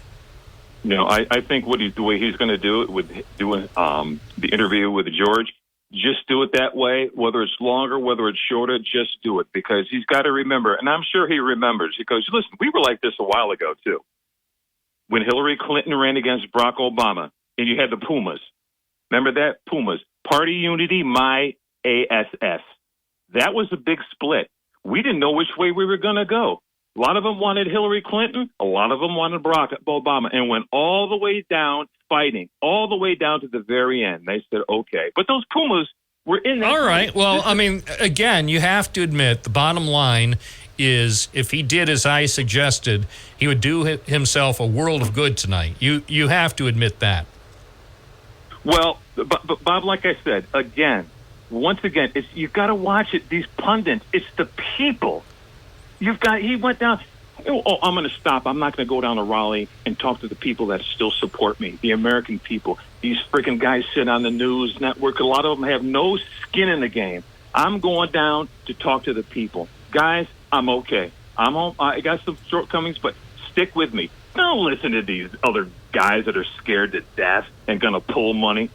Especially when you look across the river and you look at those Trumpers. Look at them all standing around that guy and all those shortcomings he has. They're there. So it's about time we stop getting timid, and we got to stick here. And that's why it was nice to hear Bonnie talk before. You stick your ground. Don't sit there and act like this guy is all right. Well, then I want more. I want more people like Bonnie to call in. They need to call in. Now is the time. Yep.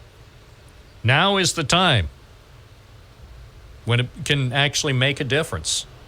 Don't sit on the sidelines and say, "Oh, I'm not going to call in a program because maybe the host doesn't agree with me."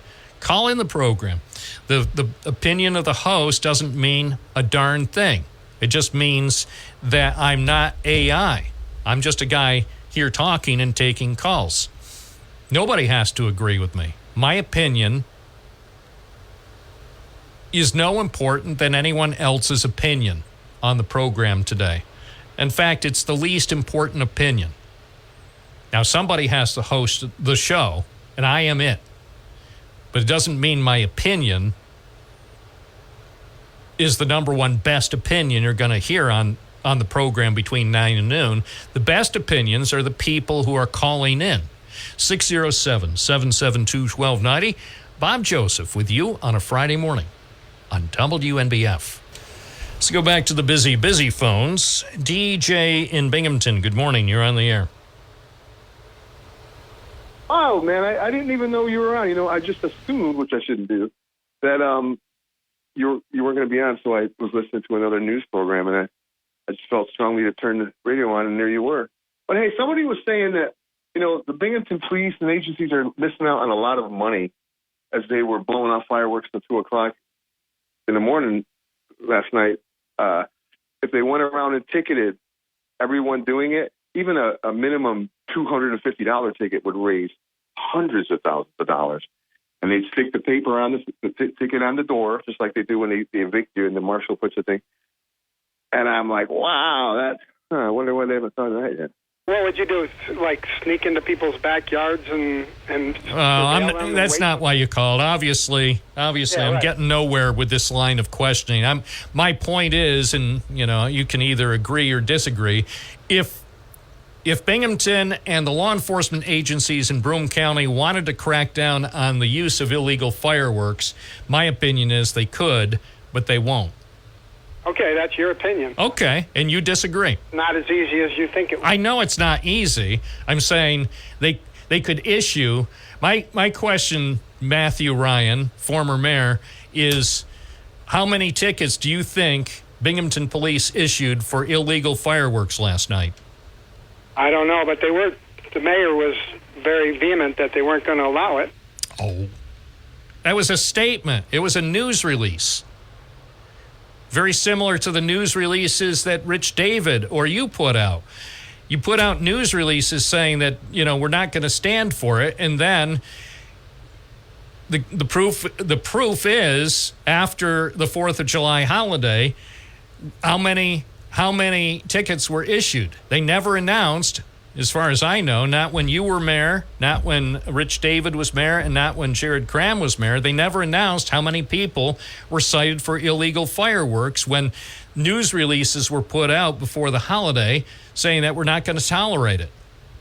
I agree with you, and I hate fireworks because they scare the hell out of my pets. Exactly. So anyway, I know that's not why you called, and I know you have no interest in supporting me on this issue, so proceed. Support you. I just think logistically it's not easy. No, I also understand. I'll be the first one to say, because there's nobody on the radio in Binghamton who supports law enforcement more than I do. So I also understand from the cops' perspective what was going on last night. They had a lot bigger fish to fry than people igniting illegal fireworks. I understand that. And for any of the officers who may be listening to the program, which means almost all police officers listen to the program between 9 and noon in between jobs, I want them to know I understand how tough it is. So I'm not knocking them for taking higher priority calls last night, because there were a lot of high priority calls that were a lot worse than goofballs using illegal fireworks. So I understand their predicament. Continue. Okay, thank you, and I hope you'll let me talk about what I called about. Anyway, so here's the deal. I think that what we really have to start focusing on, first of all, we should have a discussion over the next whatever happens with the Democratic Party and whoever they decide. By the way, I think if they do decide to change the ticket, they should just flip it. Kamala will be the presidential candidate and Joe Biden the vice president, because he does, we all know how great he does on international stuff. He could be traveling to try to solve a lot of the issues. The world leaders love him, and he doesn't have to be, you know, he can go on his own schedule and stuff, and that way he wouldn't really be shaking up things too much. The money would stay the same, and all the people contributed. That would be the way to go, I think. But anyway, we also have to start talking about, I don't know if you know who Kevin Roberts is. He's president of the Heritage Foundation. He gets paid about $700,000 a year for being head of a think tank,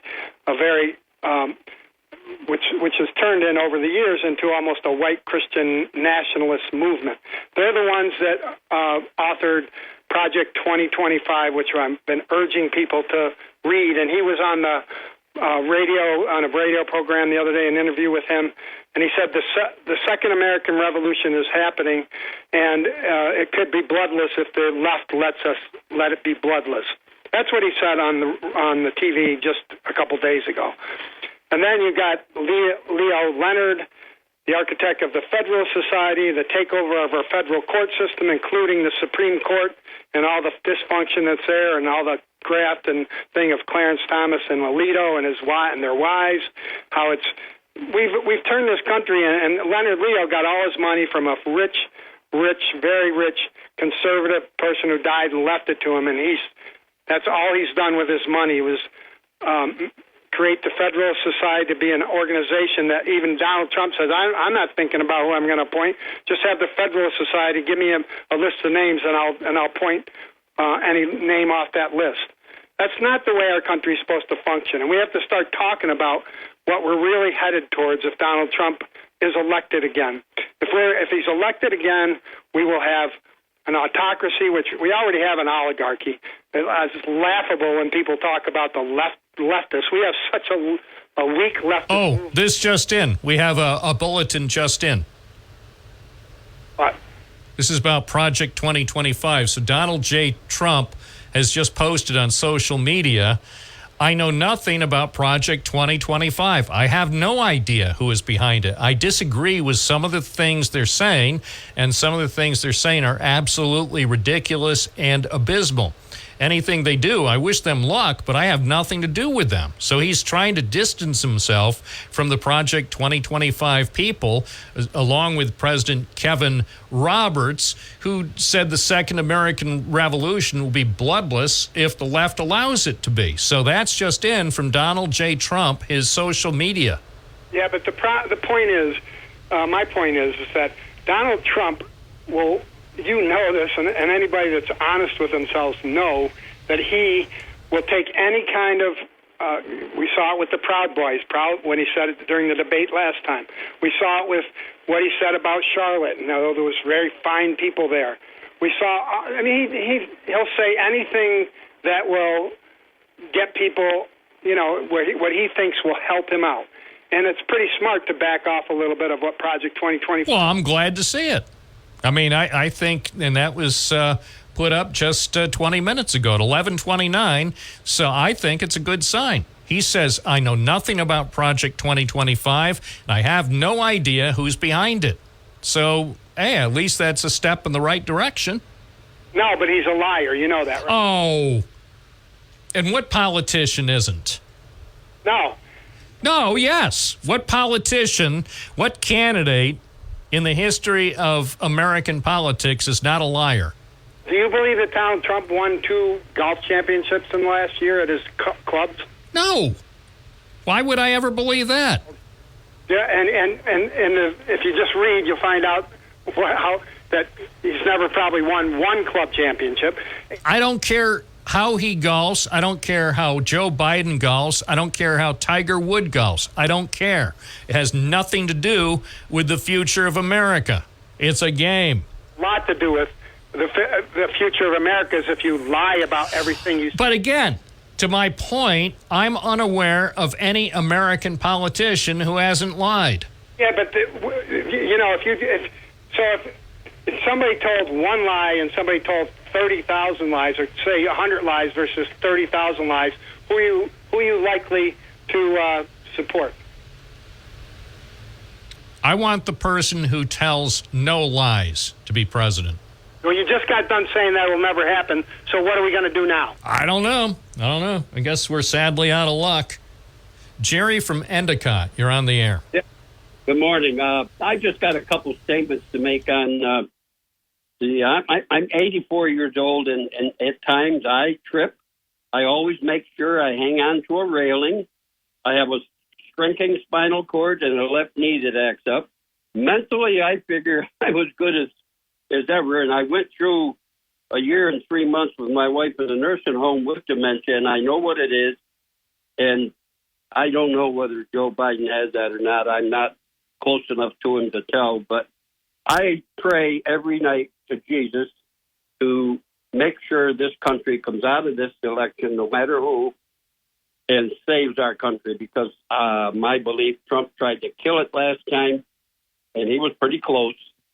And I hate the thought of my great-grandkids and my grandkids having to grow up with the kind of nonsense that he talks about. So that's where I come from, and I'm glad to get it off my chest anyway. Okay, and I'm glad you did. Thank you for calling in. I hope, by the way, don't lose faith. This is a great country. This country has survived a lot over more than 2 centuries, so don't lose faith. Right. Okay? Okay, thank you. It's 11:52 at WNBF and WNBF.com. I'm Bob Joseph. Hey, the country's been through a lot. We're going to get through this, too. I don't know how it's going to go. I can't tell you what's going to happen in the next 10 minutes, let alone the next 10 days, 10 weeks, 10 months, whatever. Yeah, the country is going to face a lot of challenges. President Biden will face a lot of challenges. Everybody. Governor Hochul, Mayor Cram, Broome County Executive Garner. Everybody's going to face a lot of challenges, and people will do their best to get through. But the thing is, everybody really needs to work in the long run for the betterment of the country. The other thing, too, regardless of who the candidates are on November 5th, and they may not be the people you think will be. That could apply to both parties, by the way. Whoever the candidates are, they should do their best during the campaign. They should work to tell the truth 100% of the time. Then the election should be held. And then after the results are certified, then the American people should accept the results and not throw some kind of a fit next January when Congress gets together. And then on January 20th, whoever's being sworn in at noon on January 20th, support him or her. That's what the country needs. It's 11:54 at WNBF. Hi, you're on the air. What's your first name? Where are you calling from? Hey, Bob, DJ in Binghamton. I got cut off. I don't usually call back, but earlier when I talked to you, I got cut off. But I heard what former Mayor Matt Ryan just said, and I Googled it. He won the club championship trophy and the senior club championship trophy, so he was telling the truth. And all those lies that they said, he said, about a lot of it, man. I don't even have it, because I usually don't write stuff down, but sometimes I write stuff down. But he said politically and peacefully protest. They just tried to make him out a liar, But you're right. A lot of politicians do lie a lot, but, No, not a lot. Not a lot of politicians. All politicians have lied. Well, everybody's lied. That's my point. That's my point. So DJ, the bottom line is, so people who throw a fit about one candidate or the other telling lies, in other words, all politicians are just like us. We all lie. We're all human. We tell lies. That's my point. I didn't mean to imply that politicians are worse than the rest of us. They're just like us. They're human. Bob, should I be disgraced and ashamed of myself because I lied once in 1979? Come on, Bobby. You people make me... I didn't say anybody needs to be ashamed or disgraced. I'm saying people need to face the facts that our elected officials and candidates are no better or no worse than we are.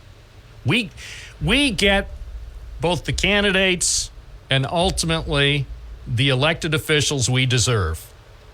Did Bob from Vestal call in earlier? Did he have a good fourth? Of course he had a good fourth. Of course he had a good fourth. First of all, it's private anyway, but I can tell you, of course he had a good fourth. But it's very personal. I'm sure he doesn't want to talk about how he celebrated Independence Day. That's a very private thing. And if he wanted, I know if he wanted to talk about it on the air, he would have. And clearly he's probably taking this extra day to celebrate all the good in America, as we all should. America. What a great idea. Let's, before we head off and go our separate ways for the weekend, here's your official forecast in case you have anything planned today or tomorrow or Sunday. Here's the forecast for today. Partly sunny, showers likely, maybe a thunderstorm. High 86. Tonight, mostly cloudy, a chance of showers and thunderstorms, low 71. Tomorrow, mostly cloudy to start, gradually becoming sunny. There could be some showers and thunderstorms in the morning, high 89. And Sunday, delightful, mostly sunny, with a high of 86. And there you go. That's a great show for a great audience. Thank you for listening. Thank you for calling. I'm Bob Joseph. Thanks for listening to Binghamton Now on WNBF.